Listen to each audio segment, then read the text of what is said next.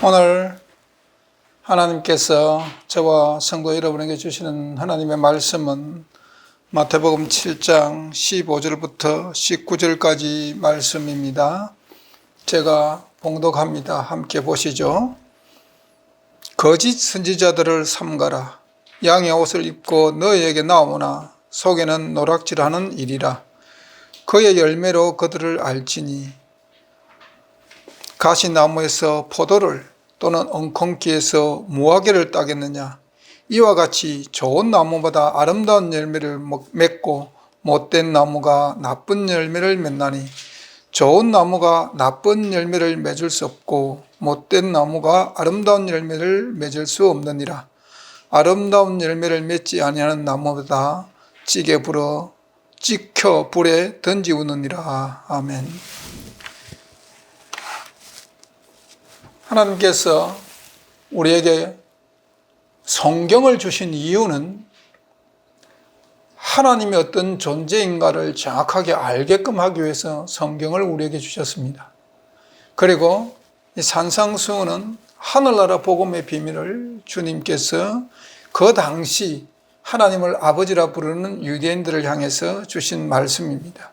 그리고 이 뜻은 오늘 우리도 하나님을 아버지라 부르고 기도하기 때문에 그 천지 만물을 창조하신 하나님께서 우리 아버지이기 때문에 오늘 이 말씀, 성경에 기록된 이 산상수훈의 말씀은 오늘 이 시대의 모든 기독교인들, 하나님을 아버지라 부르는 모든 기독교인들을 향해서 천국 비밀을 주님께서 주신 것입니다. 그러면 하나님께서 왜 아브라함을 믿음의 조상으로 세우고 유대인들을 통해 가지고 하나님의 진리의 복음이 계승되기를 바랬는가? 왜 하나님께서 이스라엘을 출애굽시켜 가지고 가나안 땅에 주셨는가? 가나안 땅을 하나님께서 아브라함의 후손 이스라엘 민족들에게 주신 목적이 뭔가? 다시 말하면 아브라함의 후손 아브라함의 카버넌트에서 그 가나안 땅을 주겠다고 약속하시고 400년 동안 애굽의 종살이를 통해 가지고 출애굽한 후에 하나님께서 가나안 땅을 아브라함과의 언약을 기억하사 이스라엘 백성들에게 주셨습니다. 이 뜻은 오늘 이 시대의 말로 해석하면은 하나님께서 왜 우리를 선택해서 하나님을 아버지라 부를 수 있는 선민으로 우리를 부르셨는가? 왜 하나님께서 이 시대에 교회를 세워주셨는가? 왜 저와 여러분이 예수님을 구주로 영접하고 기독교인이 되었는가 하는 겁니다. 왜 하나님께서 교회를 세워주셨는가? 왜 하나님께서 유대인들 이스라엘을 가나안 땅에, 그것도 가나안 땅에 이스라엘 민족이 들어가기 전에 가나안 땅에 몇 족속이 살고 있었느냐 그러면은 신명기 7장 1절에 의하면은 7족속이 살고 있다라고 이렇게 표현되어 있습니다. 그 7족속을 그 땅에서 몰아내고 그 땅에 왜 이스라엘을 그 땅에 가나안 땅에 주셨는가 하는 겁니다. 하나님의 분명한 목적이 있어서 그렇게 주셨습니다. 자, 하나님께서 이스라엘을 가나안 땅에 주신 목적과 오늘날 이 시대에 하나님께서 교회를 세운 목적은 같습니다. 왜 주셨는가? 이사야 42장 6절 말씀 보십니다. 이사야 42장 6절 말씀이 하나님께서 오늘 이 시대의 교회를 향해서 던지는 메시지입니다. 이사야 42장 6절 말씀에 제가 읽습니다. 함께 보시죠. 나 여호와가 의로 너희를 불렀은즉 내가 내 손을 잡아 너를 보호하며 너를 세워 백성의 언약과 이방의 빛이 되게 하리니. 여기 온 말씀에 보면은 의로 너를 불렀다 이러겠습니다. 의, 하나님의 의, 즉 하나님의 법이 우리를 불렀습니다. 의로 너를 불렀은즉 하나님께서 우리 손을 잡고 보호하며 너를 세워 백성의 언약, 백성, 하나님의 백성과의 맺은 언약이죠. 그 언약, 그것이 바로 하나님의 계명입니다. 언약과 또 그 언약을 언약을 주신 목적이 뭐냐? 이방의 빛이 되게 하게끔 왜 주셨다는 겁니다.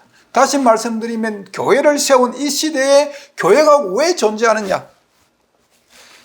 이방의 빛이 되게 하기 위해서 교회를 주신 겁니다. 예. 아브라함 후손을 가나안 땅에 왜 주셨는가? 하나님께서 아브라함 후손을 가나안 땅에 들이기 위해서 출애굽시켜서 가나안 땅에 들어가기 전에 하나님께서 이스라엘 백성들에게 뭘 주셨어요? 시내산에서 하나님께서 10계명을 주셨습니다. 그리고 하나님께서 율법을 모세를 통해서 주셨습니다. 왜요? 가나안 땅에 들어가서 약속의 땅 가나안 땅에 들어가 가지고 하나님의 말씀, 계명의 율법에 순종하여 누가 이 천지 만물을 지으신 참신인가를 그 이방 민족들이 분명히 알게끔 하기 위해서 하나님께서 율법을 주셨습니다. 그리고 그곳에서 이스라엘 백성들이 하나님을 잘 섬겨서 하나님을 섬기는 민족이 하나님으로부터 어떤 축복을 받는 민족이 되는가, 어떤 삶이 하나님으로부터 축복받는 삶이 어떤 삶인가를 그 일곱 부족, 일곱 족속들에게 하나의 샘플이 되어야 합니다. 그들이 믿고 있는 일곱 부족, 가나안 땅에 그들이 일곱 족속이 믿고 있는 그들 이방신이 참신이 아니고 인간이 추구하는 모든 행복을 줄 수 있는 참신이 아니라는 것을 아브라함 후손을 통해서 하나님은 증명하고 싶었던 것입니다. 오늘날로 치면 교회를 세워서 기독교인들을 통해 가지고 하나님을 알지 못하는 자들에게 하나님이 참신이라는 것을, 이 천지 만물을 창조하신 창조주 참 하나님이라는 것을 알게끔 하고 하나님으로부터 임하는 참 평안의 복이 무엇인가를 이방 사람들로부터 깨닫게끔 하기 위해서 교회를 세운 것과 똑같은 원리입니다. 예. 왜 그러면은 그 가나안 땅을, 그 많은 땅 중에서 그 가나안 땅을 하필 아브라함에게 약속하셔가지고 아브라함 후손들에게 주셨는가 하는 겁니다. 예. 그 가나안 땅이요, 그 당시 제가 참 만연했습니다. 엄청 많이 했습니다. 우리는 성경 창세기에 보면 6장에 노아의 홍수가 나옵니다. 그 당시 노아 홍수 사건이 왜 일어났냐? 그 시대에 그 땅에 죄가 간영했다는 말이 나옵니다. 죄가 만연했다는 것이요. 죄를 죄로 인식하지 못하는 그런 사람들의 그 생각이나 마음의 도덕성이 죄를 죄로 여기지 않는 시대라는 뜻입니다. 그래서 그 시대도 동성연애가 유행했고, 또 창세기에 보면은 또 멸망 사건이 나오는데 소돔과 고모라입니다. 그 당시도 그들이 죄가 만연했습니다. 그들의 도덕성이 얼마나 타락했는지 죄를 죄로 인식하지 못하는 그 시대입니다. 소돔 고모라를 하나님께서 멸망시켰습니다. 그럼 가나안 땅의 일곱 족속이 왜 쫓겨나는가? 왜 아브라함에게 그 땅을 아브라함의 후손에게 준다고 약속하셨는가? 도대체 그들의 삶은 어떤 삶을 살았길래 하나님께서 그렇게 그 족속을 쫓아내고 아브라함의 후손을 그 땅에 세워서 하나님이 이방의 빛을 전하는 그런 매개체로서 이 이스라엘 민족을 선택했는가? 우리 쫓겨난 일곱 족속의 삶이 어떤 삶이었는가를 우리 잠깐 살펴봅니다. 레위기 18장 6절 말씀 봅니다. 레위기 18장 6절 말씀 봅니다. 네. 여기 이제 성물론에 대해서 나오는데, 율법에 이제 하나님의 성물론에 대해서 지금 말씀하고 계시는데 6절에 무슨 말씀이냐? 제가 읽습니다. 함께 보시죠. 너희는 골육 지친을 가까이 하여 그 하체를 범하지 말라, 이렇게 되어 있습니다. 오늘날로 치면 건친상간하지 말라, 이런 뜻입니다. 그리고 19절에 보면은 19절부터 이제 23절까지에 보면은 건친상간에서 쭉 앞에는 7절부터 18절까지는 건친상간에 대해서 하지 말라는 그런 율법을 주시고, 19절에는 이제 경수 중에 여자의 경도, 경수 중에는 여자를 가까이 하지 말라, 범하지 말라 했고, 그리고 타인의 아내 범하지 말라, 근친상간이 아니라 타인의 아내도 범하지 말라. 그리고 남자가 여자와 교합하지 동성연애 하지 말라 그랬고, 그 다음에 짐승하고 교합하지 말라, 이런 것을 주셨습니다. 이런 거 하지 말라 해놓고 왜 하나님께서 6절 시작해가 골육지친, 즉 근친상간으로부터 시작해가지고 23절 짐승과의 교합까지 하지 말라고 하는 이 성물론의 계명을 왜 주셨는가?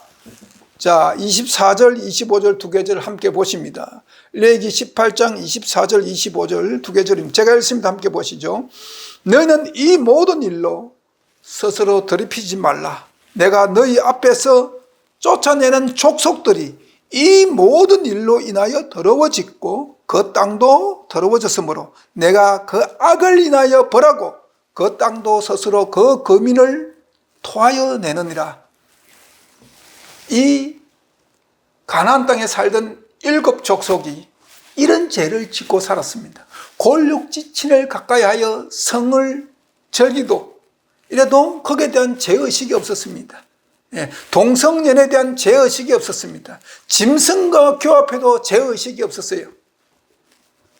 극도로 타락했습니다. 그리고 죄가 만연했다는 거죠. 죄가 만연했습니다.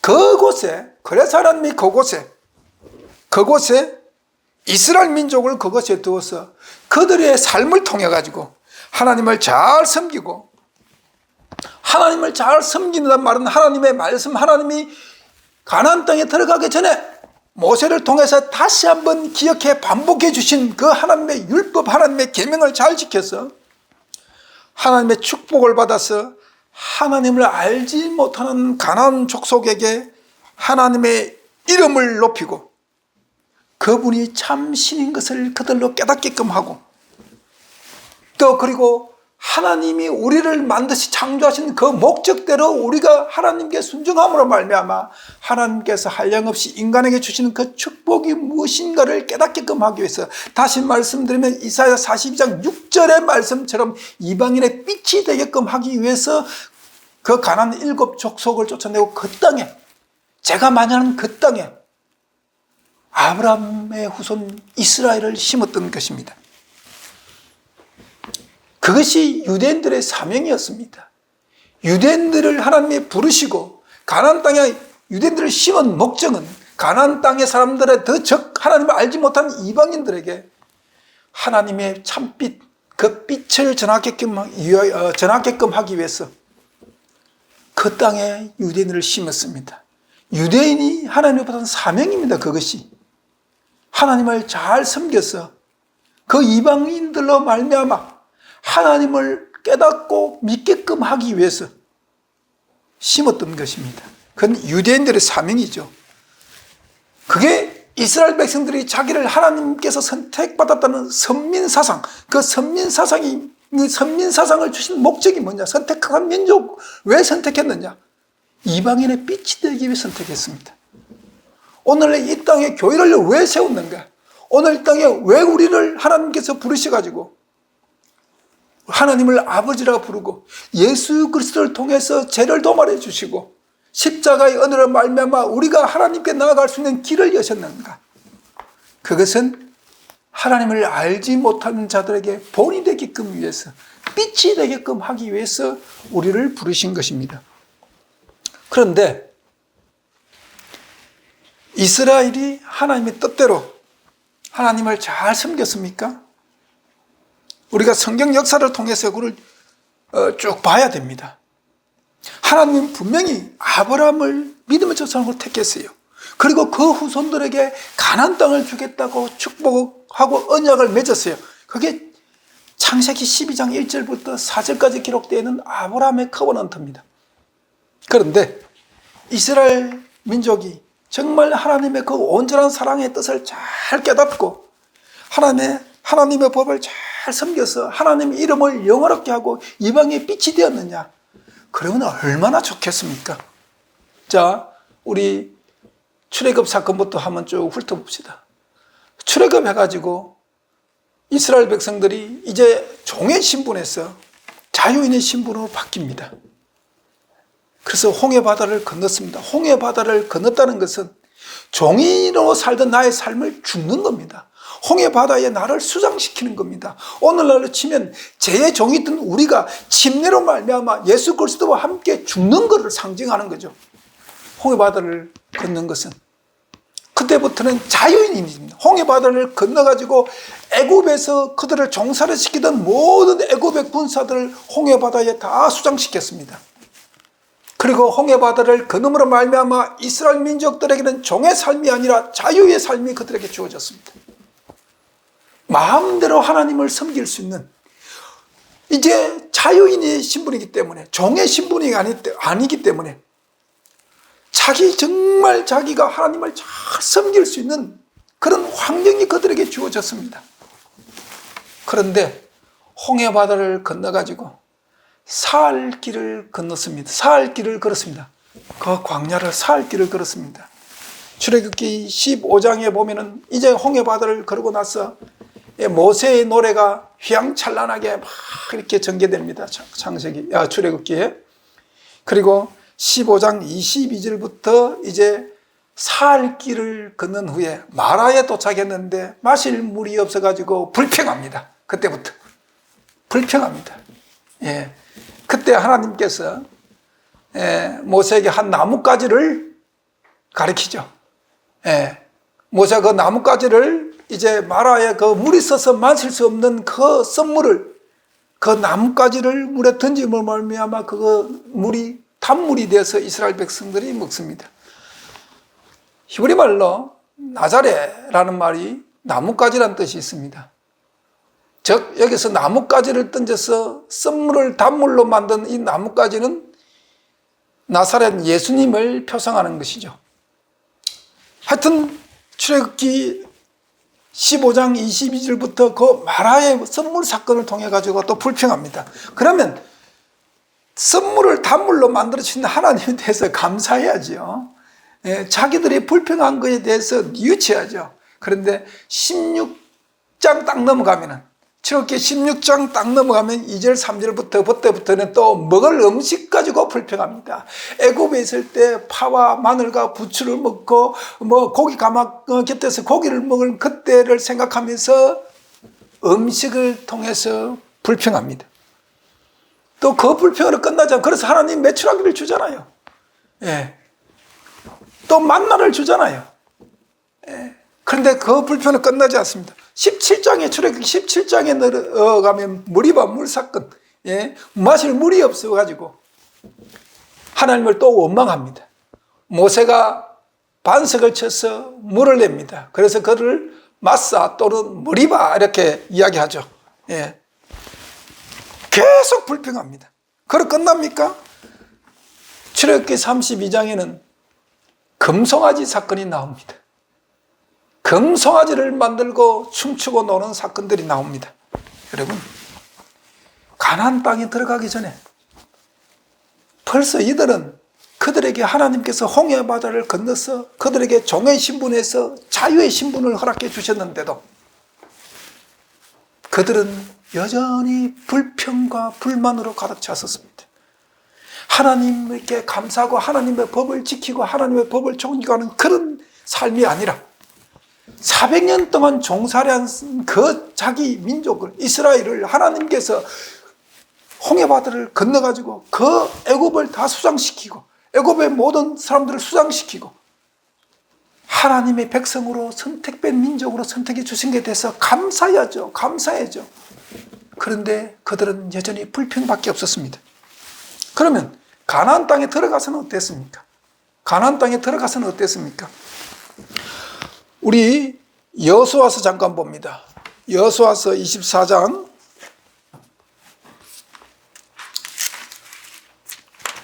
그 유명한 여호수아의 유언이 나옵니다. 여호수아 유언, 여호수아 24장에 있죠. 이제 가나안 땅 여호수아를 필두로 해가지고 가나안 땅을 들어가서 가나안 땅을 차지했습니다. 그리고 지파별로 기업 땅을 분배해 주셨습니다. 그리고 여호수아가 죽을 때 24장 15절 16절 여호수아 유언인데 15절 16절 말씀 제가 봉독합니다. 함께 보시죠. 만일 여호와를 섬기는 것이 너에게 좋지 않게 보이거든 너희 열조가 강 저편에서 섬기던 신이든지 혹 너에게 가는 땅 아무리 사람의 신이든지 너희 섬길 자를 오늘 택하라. 오직 나는 나와 내 집은 여호와를 섬기겠노라. 그러자 이스라엘 백성이 대답하여 가로되 여호와를 버리고 다른 신을 섬기는 일을 우리가 결탄코 하지 아니하려니라고 이야기합니다. 그리고 23절을 보면은 다시 함께 23절을 봅니다. 여호수아가 가로되 그러면 이제 너희 중에 있는 이방 신들을 제하여 버리고 너희의 마음을 이스라엘 하나님 여호와께로 향하라. 가나안 땅을 정복하고 그 땅을 기업을 분배받을 때까지만 하더라도 인간의 백성 그 마음의 사람들 속에서 이방 신을 섬기는 그 마음을 완전히 제해버리지는 못했습니다. 그러니까 이 여호수아가 죽을 때에 유언을 남기는 겁니다. 유언을. 내가 정말 하나님을 섬기고 진정으로 하나님을 섬기기를 원하고 하나님의 자녀로서 살기를 원하느냐? 그러면 너희 마음속에 있는 이방 신들을 제하여 버리라. 이것이 제하여지지 않으면 여호와를 온전히 섬길 수가 없는 것이기 때문에 지금 여호수아가 이 말씀을 하고 있는 겁니다. 예. 그리고 여호수아가 죽고 여호수아 시대 살던 장로들이 다 죽고 나자마자 어떤 일이 벌어집니까? 어떤 일이 벌어졌습니까? 예, 우리 사사기 잠깐 한번 봅니다. 사사기 2장 10절 여호수아가 죽고 여호수아 시대 장로들이 다 죽고 나서 여호수아가 분명히 유언을 남겼습니다. 내가 정말 여호와 하나님을 버리지 않고 다른 신을 섬기는 일을 결단코 하지 않겠다고 약속했지. 하나님 앞에 약속하지 않았냐? 그러면 너희 마음속에 이방신을 제하여 버려야만 온전히 여호와 하나님을 향해서 살 수 있다고 유언을 남겼습니다. 그런데 여호수아가 죽고 여호수아 시대 살던 그 장로들이 다 죽고 나서 그 이스라엘 백성이 어땠습니까? 사사기 2장 10절 11절 두 개절 말씀 봅니다. 그 세대 사람들도 다 그 열조에게 돌아가고 그 후에 일어난 다른 세대는 여호와를 알지 못하며 여호와께서 이스라엘 위하여 행하신 일도 알지 못하더라. 이스라엘 자손이 여호와의 목전에서 악을 해하여 바알을 섬기며 이방신을 섬겼습니다. 네. 그래서 하나님께서 BC 722년에 북이스라엘을 그 당시 가장 강대국이던 아시리아에 의해서 멸망시킵니다. 정복당하게 합니다. 그리고 남유다도 BC 586년에 예루살렘이 완전히 바벨론에 의해서 멸망되면서 남유다의 나라가 완전히 멸망합니다. 하지만 하나님께서 다시 한번 유대인들에게 유예 기간을 주십니다. 완전히 북이스라엘이 722년, BC 722년, 남유다가 BC 586년에 바벨론에서 멸망할 때까지 하나님께서 지켜보고 참고 기다리셨죠. 이스라엘이 온전히 하나님을 잘 섬겨 돌아오기를 기다렸습니다. 많은 선지자를 통해 가지고 하나님의 참뜻을 전했어요. 그러나 그들이 돌아오지 않았기 때문에 결국 나라가 멸망했습니다. 하지만 하나님께서 그들을 포기하지 않고 하나님께서 다시 유대인들을 위해서 은혜의 기간을 다시 한번 주십니다. 다니엘서 8장 14절에 2300주야 예언이 나오는데 그 예언을 다니엘서 9장에 해석합니다. 그래서 70일에로 다시 한번 유대 민족들에게 하나님께 돌아올 수 있는 그런 은혜의 기간을 주십니다. 예. 7일에와 62일에 동안, 여기 7일에 49년이라는 기간 동안, 49년이라는 기간 동안은 예루살렘을 중건하는 해입니다. 그리고 그 나머지 그 뒤에 62일에는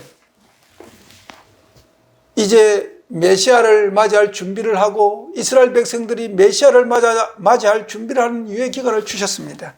그리고 한 일에는 예수 그리스도를 통해 가지고 이 천국 복음, 이 산상순의 천국 복음을 전하면서 다시 돌아오게끔 마지막 유예 기간을 주셨습니다. 그러나 AD 34년에 스데반 집사가 산헤드린 공회 앞에서 이 하나님의 복음을 전하다가 돌에 맞아 죽음으로 말미암아 이스라엘에 대한, 국가에 대한 하나님의 은혜의 유예 기간은 끝났습니다. 더 이상 국가적으로 유대민족은 선민사상으로의 사명을, 종지부를 찍는 겁니다. 그리고 그 이후로부터 이 사명이 유대민족에 의해 가지고 선택됐던 그 선민의 그 사명이 이제 교회로 옮겨가는 겁니다. 교회에 주어진 것입니다. 그러면 교회는 이 사명을 잘 감당했는가? 유대인들의 사명에, 유대인들에게 주어졌던 그 사명이 유대인들의 그 사명을 감당하지 못했는데, 그 감당하지 못한 유대인의 사명을 하나님께서 예수 그리스도가 돌아가시고 나서 부활 승천하신 후에 교회에 주셨습니다. 그 사명을. 그러면 교회는 그 사명을 잘 감당했는가 하는 겁니다. 그런데 교회가 사도들이 다 죽고 속사도 교부 시대가 거의 끝나고 난 이후부터 교회는 타락하기 시작합니다. AD 538년 동안, 538년부터 1260년간, AD 1844년까지 교회는 타락했습니다. 물론 그 전에 AD 538년 전에 교회가 타협을 했죠. 세상과 함께. 그래서 참 성도들을 엄청 핍박하고 죽였습니다. 이게 참 성도가 어떤 성도냐? 오직 성경을 붙들고 살았던 성도들입니다. 오직 진리를 붙들고 살았던 사람들입니다.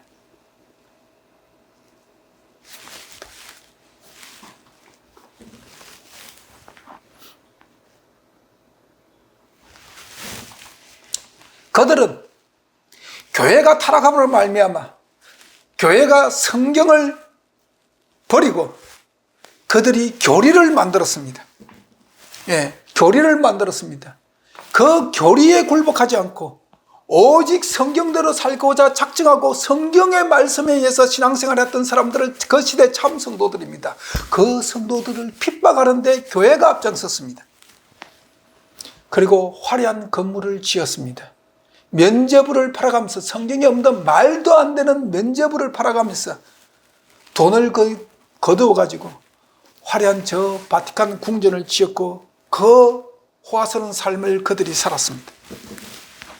그리고 교회는 무소불위의 권력을 행합니다.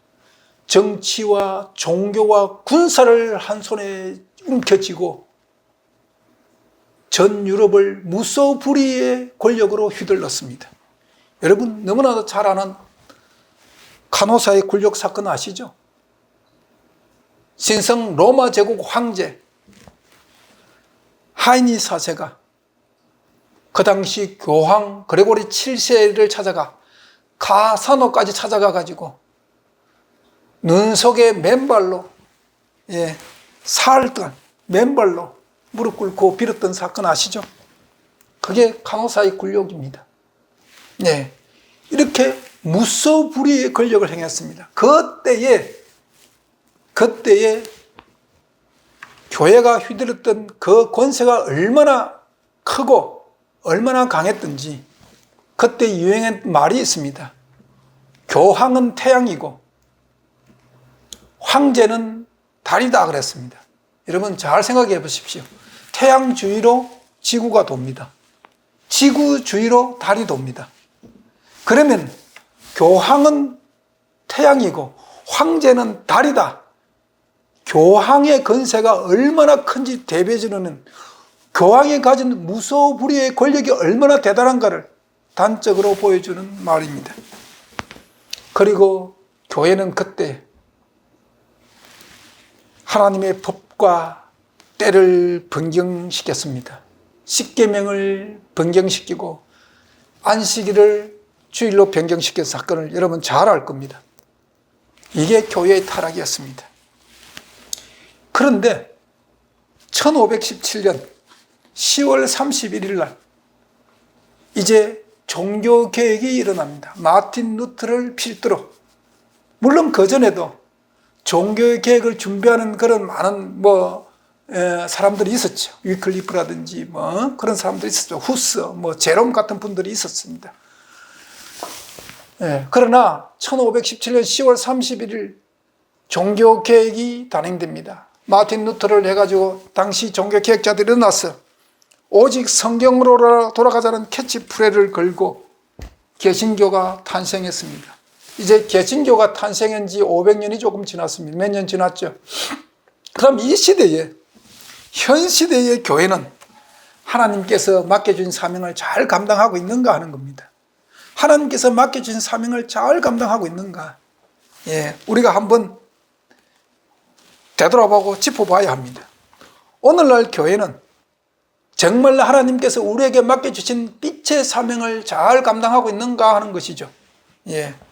그런데 우리는 스스로 기독교인으로서 자신에게 또는 현재 우리가 몸담고 있는 교회를 통해 가지고 이 사명이 잘 감당되고 있는가를 한번 생각해 봐야 합니다. 오늘날도 타락한 교회가 그랬던 것처럼, 중세 타락한 교회가 그랬던 것처럼 오늘도 교회는 여전히 참 성도들을 핍박합니다. 율법을 지켜야 됩니다, 계명을 지켜야 됩니다라고 하면 율법주의자로 손가락질하고 정죄합니다. 저는 일요일을 주일을 해가지고 신앙생활을 33년을 했습니다. 그런데 그때 안식일을 준수하는 안식교인들을 보고 이단이라고 그랬습니다. 왜 이단이라 하는지 이유를 모르고 이단이라 했습니다. 오늘도 여전히 이 상태는 계속되고 있죠. 하나님의 계명이 안식일을 준수해야 되는데 안식일을 지키면 이단입니다. 오늘 역시 바티칸이 화려한 건물을, 면제부를 팔아가지고 화려한 건물을 지었던 것처럼 오늘 현 시대의 교회들도 수천억을 들여서 화려한 건물을 짓습니다. 하나님의 성전이라는 이름으로. 그리고 축복. 로마 캐톨릭은, 중세교회는 면제부를 팔았는데 오늘날 그 면제부는 축복론으로 바뀌었어요. 축복권을 파는 겁니다. 그래서 화려한 건물을 짓습니다. 그리고 그 화려한 건물을 중세교회 교황도 하지 않았는 자식에게 대물림합니다. 그리고 교회 안에 권력도 여전합니다. 절대적인 권력, 교황처럼 정치, 군사, 종교 이런 절대적인 권력은 아니지만 교회 안에 갖고 있는 목사님들의 권력은 아직도 여전히 대단합니다. 그리고 여전히 하나님의 계명을 범하고 있습니다. 바뀐 게 별로 없습니다. 500년이 지금 개신교가 오직 성경으로 돌아가자고 부르짖고 나왔는데 바뀐 게 별로 없습니다. 왜 그럴까요? 왜 교회가 열매가 없을까요? 왜 교회가 사람들에게 하나님께서 우리에게 주신 사명이 뭔가를, 유대인들에게 사명이 주신 그 사명이 곧 오늘 이 시대 기독교인들에게 주신 하나님의 사명입니다. 그런데 오늘 이 시대도 유대인들이 자기들에게 주신 사명을 감당 못한 것처럼 오늘 이 시대도 교회와 기독교인들이 하나님께서 우리에게 맡겨주신 사명을 감당하지 못하고 있는 것은 여전합니다. 세상에 이방인의 빛이 되지 못하고 있습니다. 세상 사람들은 교회 목사라는 직분을 더 이상 성직자로 여기지 않습니다. CEO로 봅니다. 왜 그럴까요? 무엇 때문에 그럴까요? 우리가 열매가 없기 때문에 그렇습니다. 세상에 빛을 발할 수 있는 빛이 없기 때문에 그렇습니다. 왜 빛이 없느냐? 진리가 교회 속에 없기 때문에 그렇습니다. 진리가 오늘날 기독교인들 마음속에 없기 때문에 그렇습니다. 진리가 누구십니까? 요한복음 14장 6절에 내가 곧 길이요 진리라고 말씀하십니다. 예수님이 없기 때문에 그렇습니다. 주님이 오늘날 교회에 자정하고 오늘 기독교의 심령 속에 예수 그리스도가 계셔야 되는데, 교회는 십자가는 있는데 성도들 마음에는 십자가가 지기 싫습니다. 진리의 길을 걷기가 싫습니다. 그렇기 때문에 건물이 화려한 중세 교회처럼 건물은 수천억을 들여 화려하게 짓는데 그 안에 열매는 전혀 없습니다.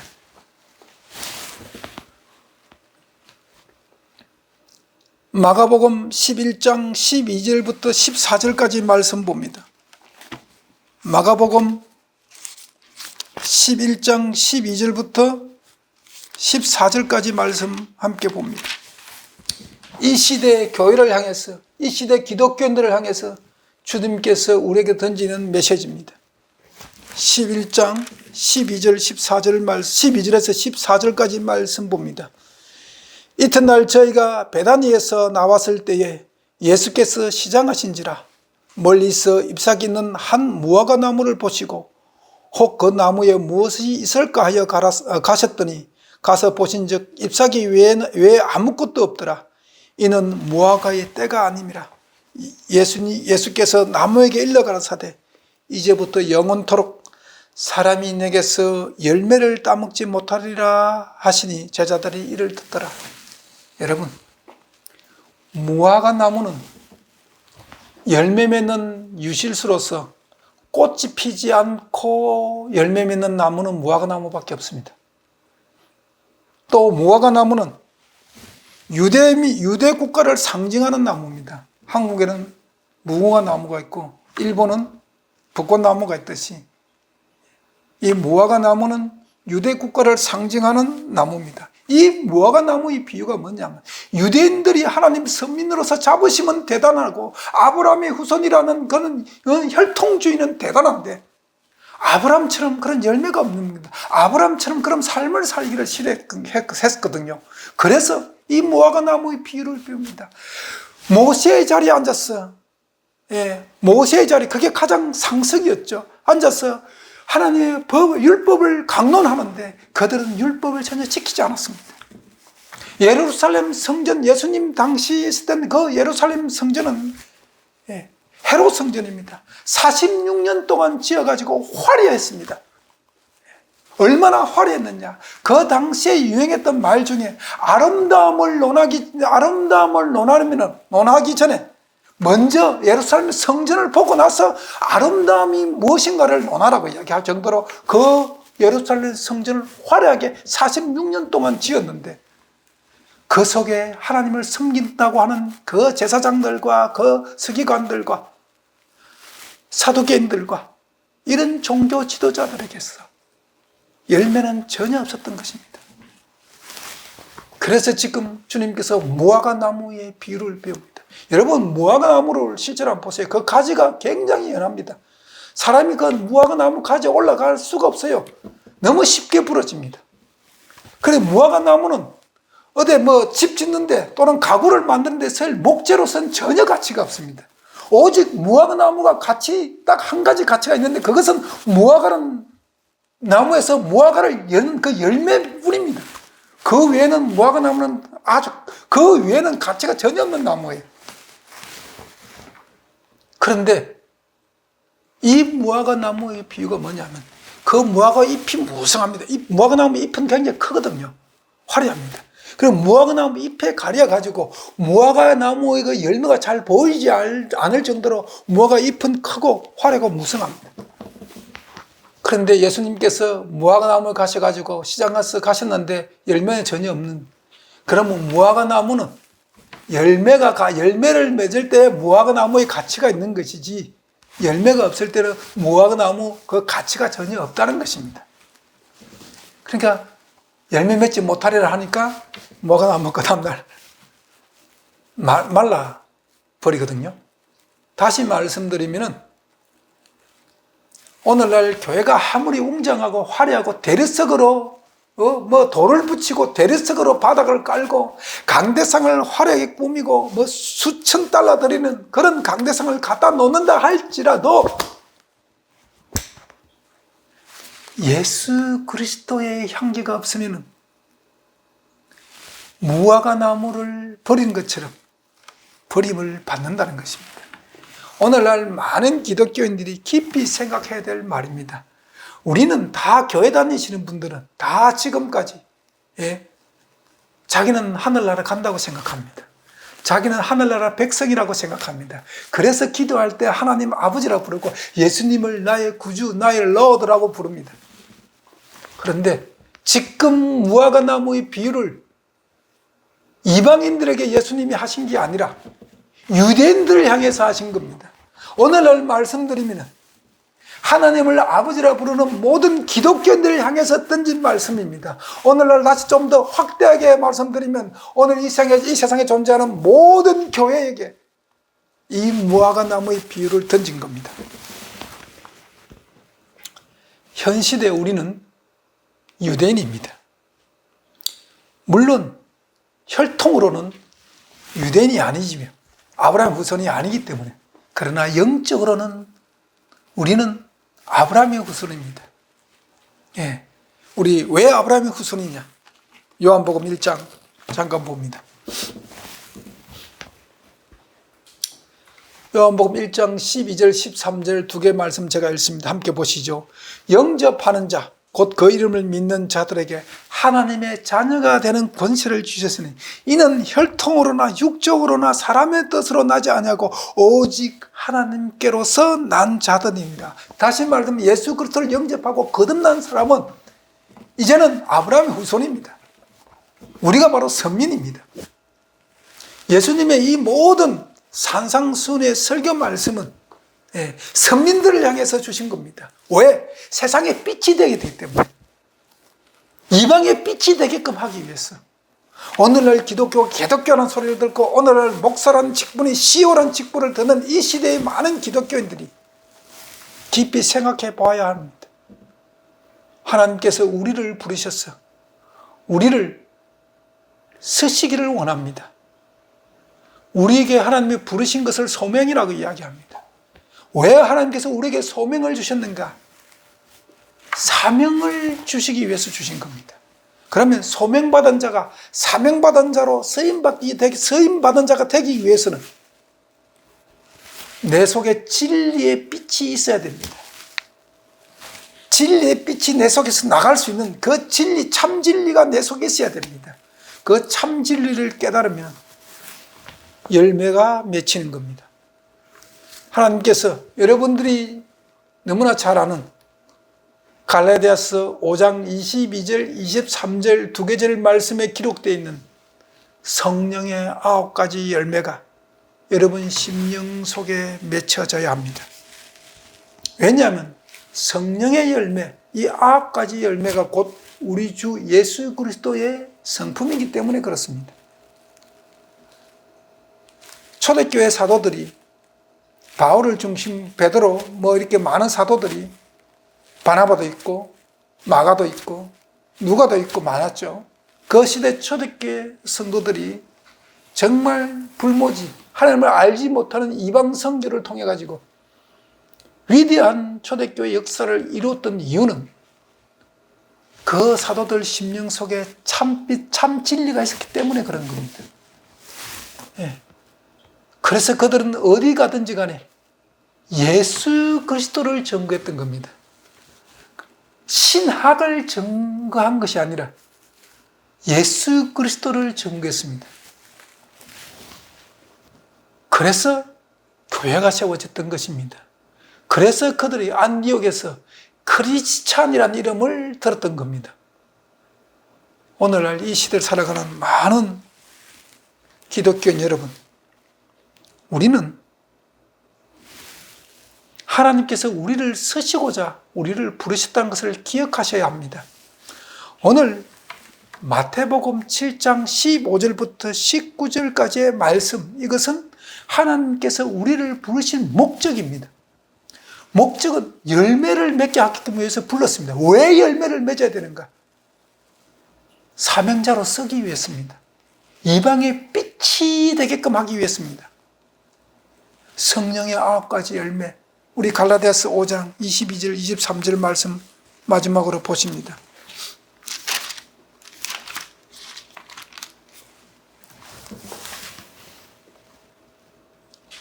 오직 성령의 열매는 사랑과 희락과 화평과 오래 참음과 자비와 양성과 충성과 온유와 질제니 이 같은 것을 금지할 법이 없느니라. 하나님의 사랑의 법이 이 9가지 열매를 다 내포하고 있습니다. 그런데 마태복음 7장 15절에 딱 서두에 뭐냐면 거짓 선지자들이 이게 거짓 선지자들을 삼가는 말씀을 예수님께서 말씀합니다. 이 거짓 선지자들을 왜 삼가르냐? 그럼 거짓 선지자는 누구냐는 겁니다. 진리가 그 속에 없는 자들입니다. 열매가 전혀 없는 자들입니다. 입으로는 하나님을 믿고 아브라함 후손이라고 하고 입으로는 하나님을 아버지라고 부르짖지만 하나님의 성품이 전혀 없는 자들, 그들이 거짓 선지자들입니다. 그들이 종교 지도자 자리에 앉아가지고 백성들을 통솔했으니까 유대인들이 하나님을 온전히 알 수가 없는 겁니다. 그들이 하나님의 성경을 무시하고 그들의 전통을 붙들었기 때문에 이스라엘 백성들이 하나님을 올바로 깨달을 수가 없었습니다. 오늘날 이 시대도 성경을 제껴놓고 신학을 붙들고 있는 많은 교단 목사님들, 성경으로 다시 돌아와야 합니다. 많은 기독교인들, 성경으로 다시 돌아와야 합니다. 우리의 성품을 변화시키는 것은 학문이 아니라 신학이 아니라 성령입니다. 성령이 우리를 성경으로 인도하고 오직 성경을 통해서 진리 참빛을 받을 때에 우리에게 열매가 맺히는 것입니다. 열매가 없는 나무는 오늘 찍혀 불에 던짐을 당한다고 19절에 기록하고 있습니다. 여러분, 기독교 역사를 다시 한번 회고해 보십시오. 기독교 역사는 우리에게 던져주는 그런 교훈이 상당히 많이 있습니다. 다윗을 위대한 믿음을 가진 존재로 만든 위대한 서성은 아이러니컬 하게도 초대왕 사울이었습니다. 어떻게 하면 하나님으로부터 멸망을 받는가, 버림을 받는가, 사울 왕이 다윗 왕의 거울이 되었습니다. 오늘 중세 교회를 보면서 오늘 이 시대의 많은 기독교인들이 그 중세 교회가 타락한 그 모습이 오늘 우리 신앙을 다시 진리 가운데로 붙들어 드리는, 진리 가운데 우리를 인도해 드리는 거울이 되어야 합니다. 열매 없는 교회는 버림받습니다. 열매 없는 영혼은 버림을 받습니다. 여러분, 열매를 맺기를 간절히 소망하십시오. 다음 시간에는 그러면 열매를 어떻게 맺는가? 어떻게 하여 정말 거짓 선지자가 아니라 참 선지자로서의 하나님이 원하시는 그 열매를 맺는 그 방법에 대해서 다음 시간에 말씀드리겠습니다. 기도하시겠습니다. 하나님의 아버지 감사합니다. 우리에게 하나님께서 사명을 주시고자 우리를 불러주셨습니다. 소명을 받은 자들이 사명을 잘 감당할 수 있도록 우리 속에 참빛, 참 진리가 좌정하여 주셔서 그 진리가 이방의 빛이 되게끔 하여 주시옵소서. 이것이 마지막 이 시대를 살아가는 성도들이 마땅히 해야 할 그런 기도요, 그런 간구요, 그런 마음의 자세며 우리 신앙의 기본 가치관이 되게 하여 주시옵소서. 진리를 사랑하기를 사모하는 모든 영혼들에게 하나님의 참빛이 저들 속에 빛나게 하여 주시옵소서. 예수님 이름으로 기도합니다. 아멘.